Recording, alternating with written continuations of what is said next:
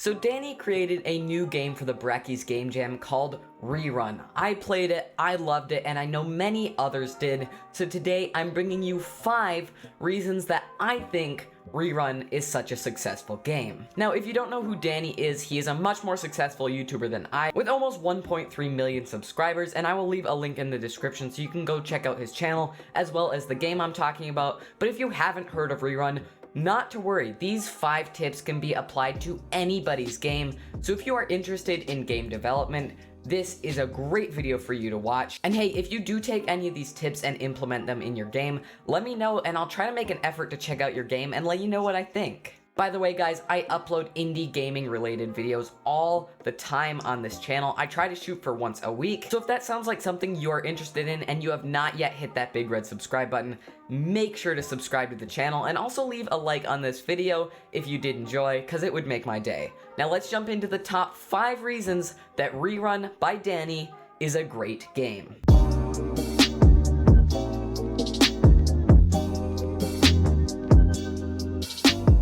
Alright, so what makes RERUN by Dani such a good game? Well, it's certainly not the combat. If anything, the combat in this game is quite boring and slow moving. So what is it that makes this game so enjoyable and keeps players coming back for more and more? Well, I've picked out 5 things that I think make this game so good, and we're just gonna jump straight into that list right now, starting with number 1, the game is so easy to understand. Now seriously, learning how to play this game takes about 5 minutes, and it's all encapsulated in the first level of the game. There is no tutorial. Dani was able to explain all the core mechanics of this game with literally 3 sentences in a tiny corner of the screen. This game uses a classic motion set with WASD, space to jump and control to slide, right click to block and left click to attack. Anybody that's ever played a 3D game before can pick it up in about 2 seconds. Now this is way more important than it might sound, especially for an itch.io game. I know for a fact that there are a lot of players who just browse itch.io downloading games that look good, and if the game is too hard to pick up or get into, they will immediately give up on it. This is especially true when it comes to game jams. Now I know that Dani removed his game from competition, but originally this was submitted for the Breckies Game Jam, and I know that a lot of people go through game jams and just find games that look fun. So making this game easy to learn is a big part of why so many people enjoy it. Alright, moving on to number 2 on our list, and this goes hand in hand in the first one,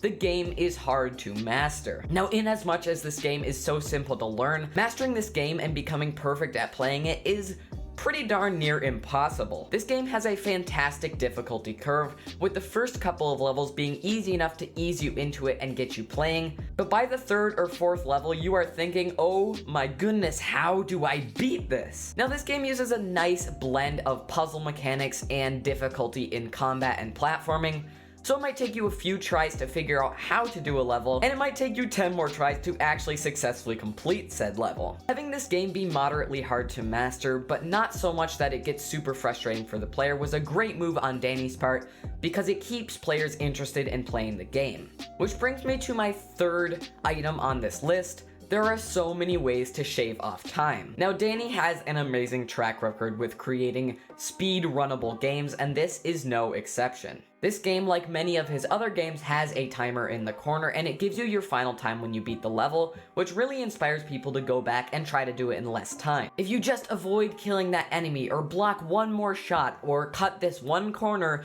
you could shave several seconds off your time and work towards being the best RERUN player in the world. Now I understand that this may not apply to every single person's game out there, but if you can implement a mechanic into your game where players can go back and improve their previous score, all the more power to you, because you'll just get more and more players coming back and replaying. Another benefit of this, which doesn't necessarily affect how great the game is, but does affect how well the game performs, is that it can spark people's competitive side so that they share their scores online and try to beat each other. Alright, enough of that, moving on to our 4th tip. This game gives amazing audio and visual feedback. Now, I can't stress this point enough. If this game did not give you visual or audio feedback when things happen, it would be so boring. Let's start with the negative side of things. Say Dani had decided to just go with a straight up health bar. So no vignette or blood effect when you get hit by the enemy, no change in sound. If those features were removed from the game, getting hit by an enemy wouldn't feel like anything. Sure, maybe it would frustrate you, and you would be aware that it is taking you farther away from your end goal of completing the level, but you wouldn't feel like you're the player getting hit by the sword. There's no fear reaction, and there's no feeling of satisfaction when you successfully block a blow. The same thing goes for the positive side of things. When you finally defeat an enemy, they turn into a ragdoll, there's a blood particle effect, and you get a random word or phrase that basically tells you, "Great job, you killed an enemy." Imagine if killing an enemy caused no sound effect, no particle effect, no ragdoll effect, no words. There'd be no joy in killing an enemy, it would just be one step closer to that boring end goal. This game is so incredibly simple in the gameplay department that it would be super boring without these effects, and no one would want to play the game. Alright, the fifth and final point on my list is such a simple and obvious one, but it is far more important than you'd think. And that would be the game atmosphere / music. Now everyone knows that a game with good graphics is gonna do infinitely better than a game with bad graphics, and although the graphics in this game are simple, with a little bit of post-processing and the textures that Dani chose, it's perfectly adequate, but the part of this game that I really wanted to focus on here is the music.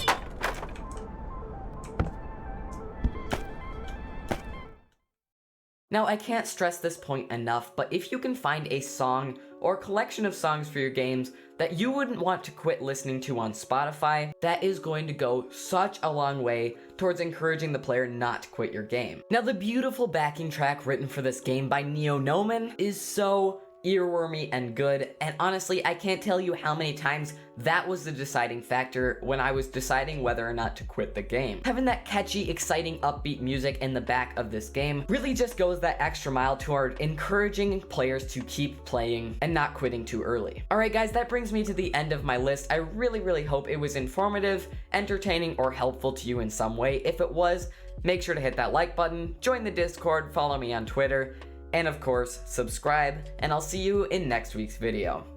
Bye-bye.